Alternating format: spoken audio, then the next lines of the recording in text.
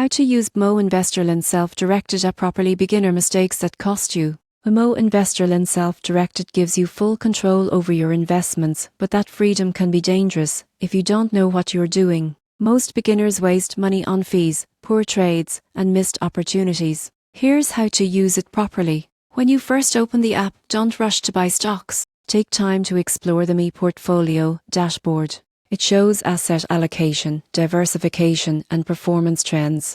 The biggest beginner mistake? Ignoring this overview.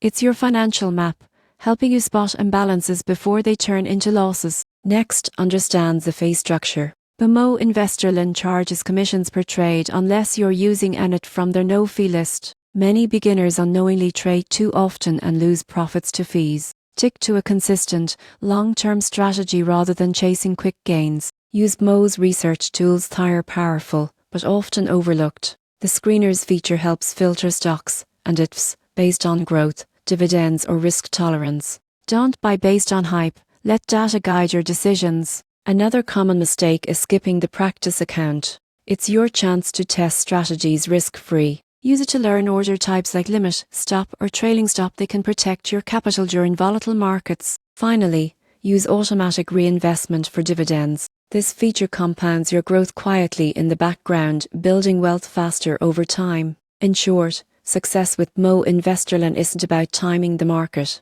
It's about discipline, data, and patience. Use the tools wisely, avoid overtrading, and let your strategy, not emotion, drive every move.